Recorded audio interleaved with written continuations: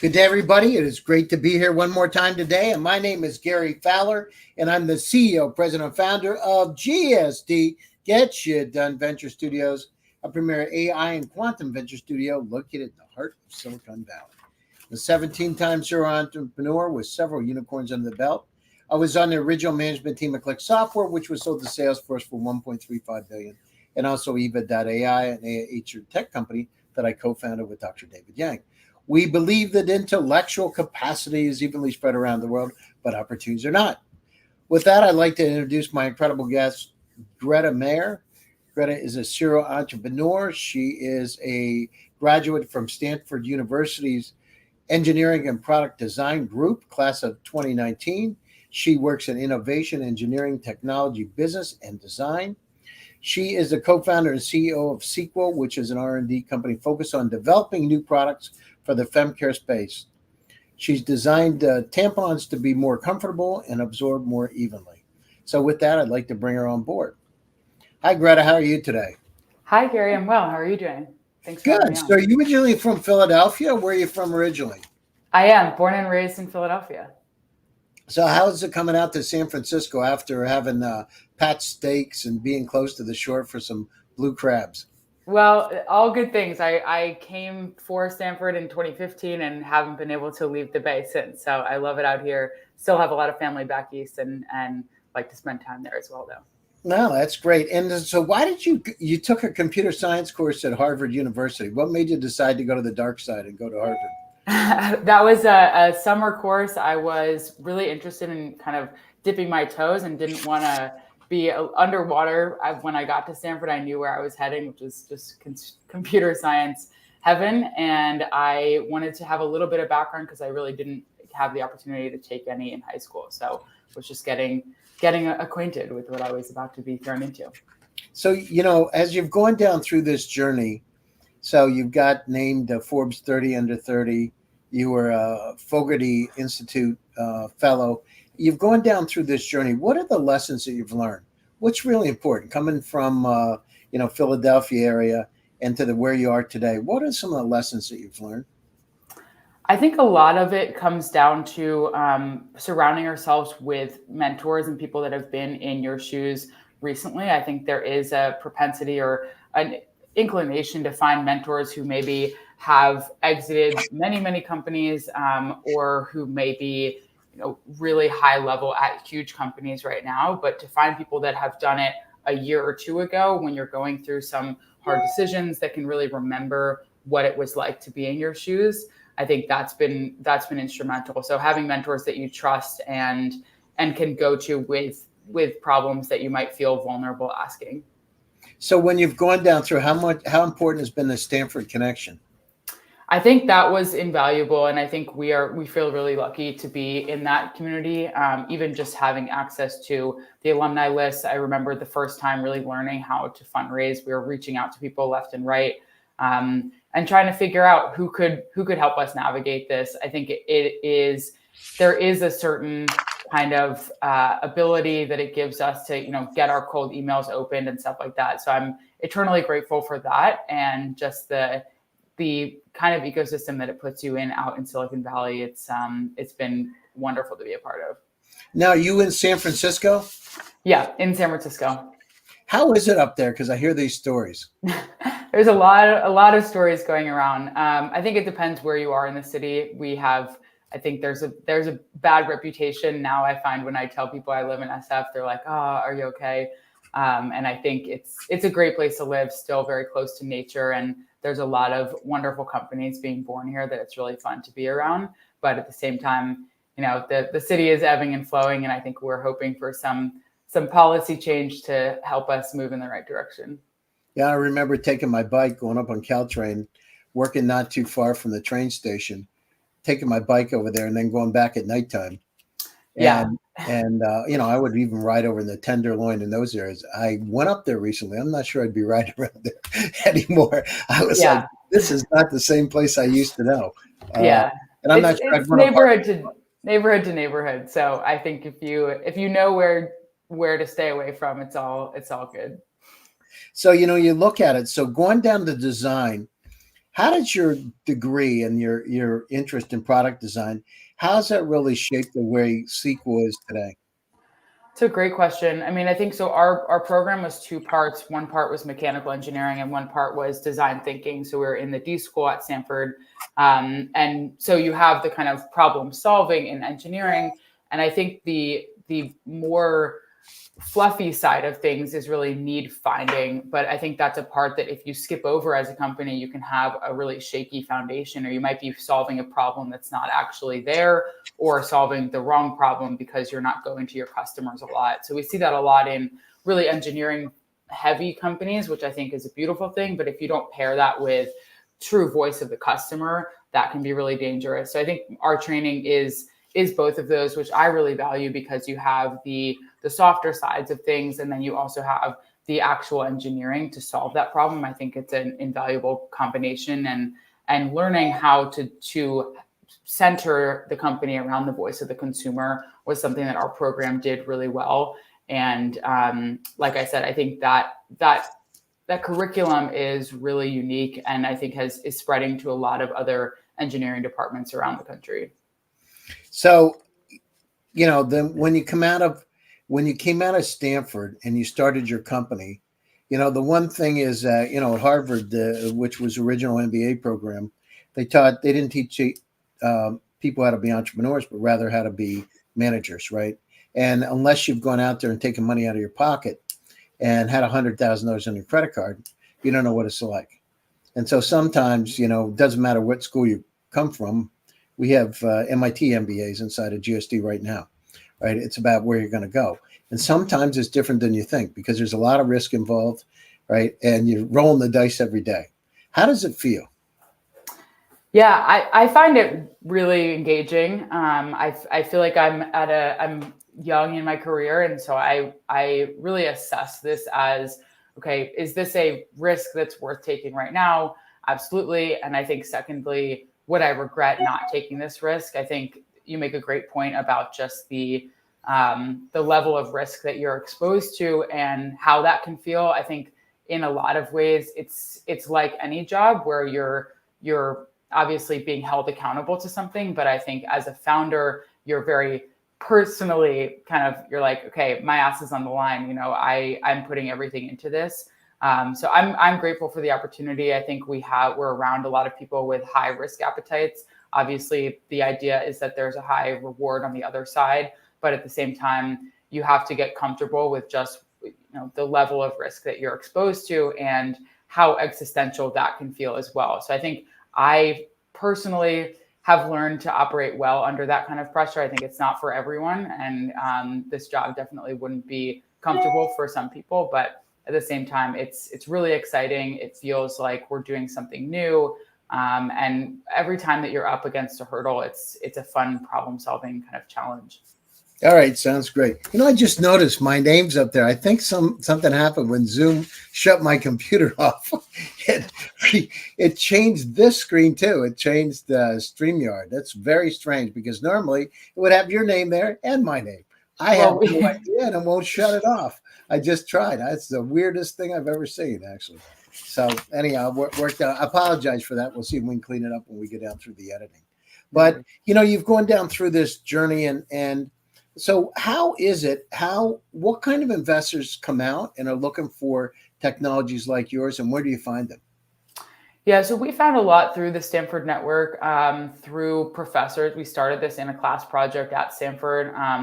Those professors and then also judges and mentors for that class project were some of our first investors, and obviously still along for the ride with us, have really helped us through several rounds of funding, and have helped the direction of the company immensely. I think the investors that we really look for are those that can see not only we have a personal product, but it's also a medical device. So we have a lot of these kind of moats that exist around our technology. So we had to have some investors that had either the appetite for that risk or the experience with that, where they're not afraid to invest in a physical product. I think that's kind of like the first weeding factor is just, okay, are you solely focused on digital? That's a lot of investors nowadays, unfortunately. but it totally makes sense. I mean, the level of manufacturing risk that we're exposed to in any physical product is much higher. So I think that's the biggest thing. And then a lot of it is also who believes in us as founders. And I think as an early stage company, that's oftentimes what it comes down to. You know, we are going up against a lot of risk, but to have a lot of investors will say early on, you know, we're really investing in the founders, and we believe in not just that this is a problem that's fixable, but that you are the right team to do it. Excellent. I took that away. I see it. We were sharing your title for a little. Oh, I'm sorry about that. That's amazing. And you know, so you know, you look at it. You know, you talk to other female entrepreneurs, and we encourage female entrepreneurs inside of GSD from all over the world, people that are disenfranchised from everywhere. So what do you tell them when you talk to them about building a company? I mean, it's not easy. I don't care who you are, right? What age you are. It's never easy, but it can be a lot of fun. What do you tell them? What do I tell other female founders? Entrepreneurs, yeah, when they're, you know, that are founders that want to do it. What do you tell them? What are the 3 things you talk about? Yeah, I talk about getting feedback a lot. I think there is I think I spoke earlier a little bit about how it feels very personal, any failure you have, because it's founding a company. And so it feels like this is me. And so if someone rejects maybe an investment opportunity, that can feel very much like a slap in the face sometimes to you personally. So I think I tell them often to just ask for feedback. And that was something that was really important to us early. You know, you're pitching to people and people are saying, I don't think this is a good investment fit or something like that, or come back later. And what a lot of people's instinct is to do is to say, okay, screw you, I'm moving on. But I think what it really pays off to do is to turn around and say, thank you. Like, I respect you as an investor. I would love some feedback. What would you like to see if and when I do come back in 6 months? And that way, not only you have a track record with them of saying, I asked for feedback and I executed on what you asked for, but you're building that relationship. And I think fundraising can be a harrowing experience for a lot of people, but really seeing it as a growth opportunity, as trite as that sounds, I think that's my first point. And second point is just, talk to as many people. There are going to be no's, but just pitching, getting more comfortable with your pitch, and honing that to be the most palatable to investors. That's a great thing. And then the third one would be for female founders themselves. A lot of times they're working on women's health. So I really push people to look at it not pitch it as a niche, because if you start doing that, then the investor will also think, okay, this is maybe an impact investment or something like that. I truly believe it's a great investment opportunity and it's an amazing market. And almost sometimes you by saying, okay, we're a women's health company, or you put yourself into a category that in an investor's mind, they're not really thinking, wow, this is a massive market. So we really emphasize it's a huge market. It's obviously half the population. There are companies focused on very, very small problems for small populations. But if you're solving something for women, it's like automatically, billions. Well, I mean, that's it. You got to look at it not as an impact. That's sometimes, I remember one time I had a house up in State College, Pennsylvania, not too far from where you grew up. And I bought this big house. And I never forget it. The woman said to me, she said, I like the house, but the family room and the living room, they're not in the right place. And I, for whatever reason, it's the same room, exactly the same. There was nothing different, actually, other than one's in the front of the house, one's in the back of the house, but they're literally the same room, same size and everything, hardwood floors. And I said, I think I made a mistake. It's a mirror. I was just kidding, right? I said, it's a mirror drawing. You're right. I said, I switched them. The living room should be in the back and the family room should be in the front. I just was kidding. She said, I'll take it. I really love this house. And I thought to myself, how in the world could this is exactly the same room, exactly the same room, say that. And just because I relabeled it. And so sometimes people don't have the imagination to understand what something can have. And, part of it as entrepreneurs is to be able to paint those pictures with words, right? You've got 90% of building $1 billion company storytelling, telling a beautiful story to captivate people. You can have the best product in the world, but it's like having a Ferrari in the garage. You never get it out. Exactly. I think that is so true. It's all about how you position yourselves. And I think I think we also think about it. It's seen as a niche because a lot of investors are male. And so they rightfully so say, I've never had this problem. But you see men investing in companies for amputees or other medical issues that they haven't had either. And it just takes that, okay, I'm going to paint this story for you. I'm going to show you what this problem means. I'm going to, like you said, storytelling goes 90% of the way. Have you done anything with generative AI and like an intelligent chatbot and having an avatar to be able to help those females? That is an interesting idea. We have not really delved into that space at all. We're purely focused on our first product being the tampon, but have a lot of exciting other products in the pipeline that we are working on. So I'll write that one down as well. Yeah. One of the companies, the reason I'm saying that is one of the companies that I have inside of GSD is actually doing that for companies that are dealing with females issues. So if you want, I can hook you up with them and you can have a conversation with them. I think it might be interesting for you because if you look at it, it's not just about having the product, it's about having somebody there to talk to you about, like interactively talk to you about what that is and how it can really help you and give you some pointers. And sometimes we forget the simple things, right? That you're right. You said something that's really interesting. And sometimes we forget it's about the human contacts and connections. And you're with those investors, they're just like us. And if Yeah. you keep that contact up and build a relationship, you can do, maybe it's not tomorrow, maybe it's 2 years from now, but the situation, you go back to them. That's why newsletters are important. Keep them updated. That's why going to those right kind of events and parties to be able to talk to them and not be shy and go up. Because when it's all said and done, we're so inundated with information. We have so much infobesity in front of us that sometimes we forget things. So it's good to have that touch point so they remember you. Perfect. So Completely. when you went down through this process, what was the hardest thing to do? Let's see. I think so. We just got FDA clearance. I think that was a huge one. I think in all honesty, the manufacturing was really challenging as well. I think there's a lot of risk in that.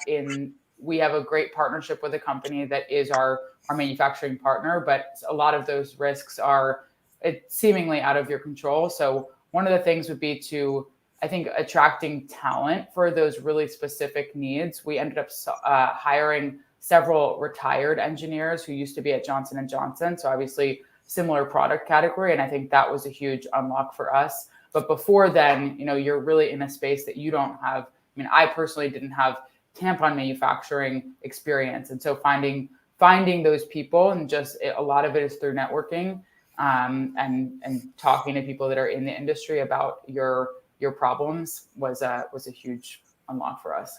Have you ever thought about going to the families like the Johnson family to their venture fund? Yeah, we've talked to them, I think, a while ago now. So I think we're definitely open to collaboration. One of the really interesting things about having technology behind our brand is that also we have licensing opportunities. So I think we're really open to those conversations on, can other brands also capitalize off of our technology and commercialize that? No, that's great. The family offices are up about 30% now. It's kind of interesting. Post Series A is down about 70, but the family offices are up. And so those family offices are becoming a lot more aggressive than they used to be. And they're really good long-term partners. The kind of things that we see, one of our companies just got funded by one of the family offices, but they become very strategic investors because if you're in there and their family happens to be in healthcare, for instance, it surely makes it a lot easier when that person calls the CEO of the company or sends a note to him or her and saying, you might want to take a look at this. Could be interesting for us. We're going to invest in it through our fund. Maybe it's interesting for the company. And so it's kind of like the secret sauce. It's like unspoken. It's like the next level up. People don't talk about it, but it happens all the time.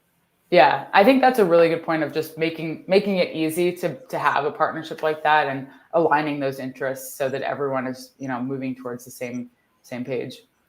Yeah, there's actually one of the guys in there's a family offices out in Nevada, and Robert. I'll have to give you. I better not mention his name here, but I'll have to give you a contact there. He might be interesting for you. He's a doctor who has a family office. It's one of the top medtech investors. Wow, that would be great. That's really where we're heading, is more towards medical devices and leaning into that as a skill of getting FDA and dealing with complicated manufacturing rather than towards the CPG. But I think we see that as kind of two arms of the business that work together. So, you're out there, you're talking to entrepreneurs. If you have a chance to address them, we have up to 50,000 watch our show. Awesome. What would you say to them? So what would you say to them? They're out there, they see the world the way it is today. They're not sure what to do. What would you tell them? Yeah, I mean, it depends what type of entrepreneur and what stage they're at. I think the way that I always have thought about things is you can really get intimidated by how large the mountain that you're trying to summit is, for lack of a better metaphor. But if you can gradually de-risk that and kind of take off bite-sized chunks, that way you start to build your foundation. You start to just get rid of assumptions and actually have data-backed direction for the company. And so I would say, yeah, start chunking out those big things and big goals into smaller ones and kind of work backwards from them. That's really the tactic that has been extremely simple but helpful for us. Also in any fundraising, if you think, hey, our goal is to raise a Series A or raise a Series B, then think, okay, if I want to do that in a year, what are some things that need to be true that I know that need to be true to make that happen? And then start working on those. So it's very, very simple, but otherwise you end up just trying to kind of hit a home run, and that's not going to succeed in most cases. Well, I mean, the other thing is, one of the things that I've seen over the 17 companies that I've been involved in is you go down through and you don't test what you have, right? Sometimes people don't validate it. And, Steve Blank and my friend Bob Dorff wrote this book, The Startup Owner's Manual, and it's absolutely right. You got to validate it. You don't know if somebody wants it or not. Yeah. And sometimes you delude yourself and say, oh, I have the best product in the world.